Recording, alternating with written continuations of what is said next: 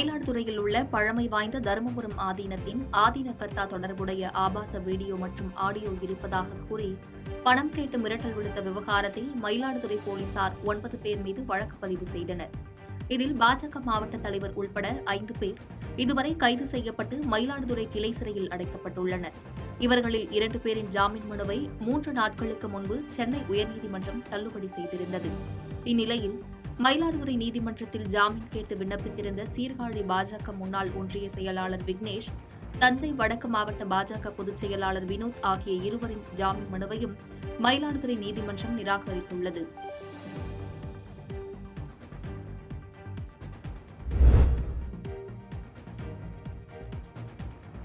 அகில இந்திய காங்கிரஸ் சார்பில் நாடாளுமன்ற தேர்தலுக்கான தேர்தல் அறிக்கை கடந்த சில நாட்களுக்கு முன்பு வெளியிடப்பட்டது.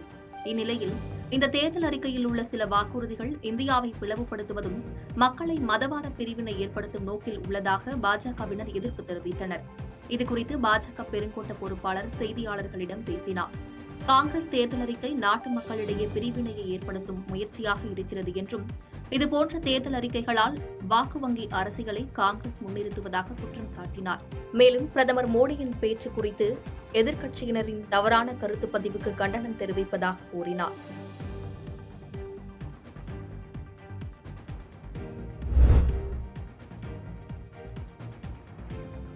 காஞ்சிபுரம் மாவட்டத்தில் இருளர் பழங்குடியின மக்களுக்கு அரசு சார்பில் 5 இடங்களில் பல கோடி ரூபாய் மதிப்பீட்டில் 200க்கும் மேற்பட்ட குடியிருப்புகள் கட்டப்பட்டு தற்போது அதில் வசித்து வருகின்றனர்.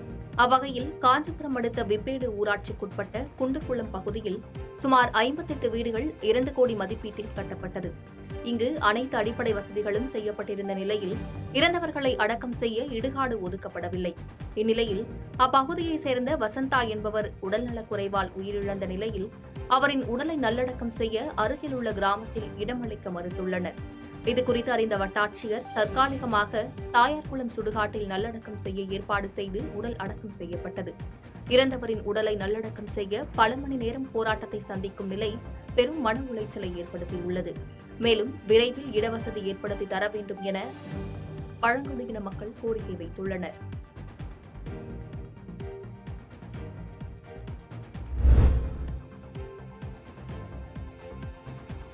கோடை வெயிலின் தாக்கத்தை தணிக்க பல்வேறு பகுதிகளில் நீர்மூர் பந்தல் அமைக்கப்பட்டு வருகிறது.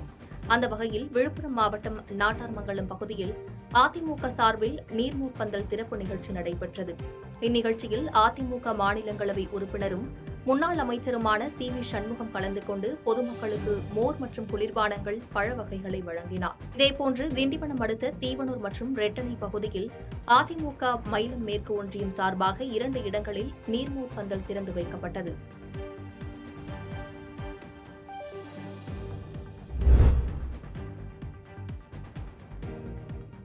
கிருஷ்ணகிரி மாவட்டம் ஒசூர் மாநகராட்சி டைட்டன் டவுன்ஷிப் பகுதியில் வசித்து வருபவர் கிறிஸ்தவ மதபோதகர் மேவால்ட். இந்நிலையில் சபைக்கு வரக்கூடிய வடமாநில சிறுமிக்கு பாதிரியார் பாலியல் தொல்லை கொடுத்ததாக வந்த தகவலின் பேரில் குழந்தைகள் பாதுகாப்பு அலுவலர் அனைத்து மகளிர் காவல் நிலையத்தில் புகார் அளித்துள்ளார். இந்த புகாரின் பேரில் விசாரணை நடத்தி வந்த போலீசார் சிறுமிக்கு பாலியல் தொல்லை கொடுத்து வந்தது தெரியவந்தது. இதனைத் தொடர்ந்து போலீசார் பாதிரியாரை போக்சோ சட்டத்தின் கீழ் கைது செய்துள்ளனர். பாதகம் செய்பவரை கண்டால் நாம் பயங்கொள்ளலாகாது பாப்பா, மோதி மிதித்து விடு பாப்பா, அவர் முகத்தில் உமிழ்ந்து விடு பாப்பா. அண்மை செய்திகளை உடனுக்குடன் தெரிந்து கொள்ள இணைந்திருங்கள் இயம்நாடு தொலைக்காட்சியுடன்.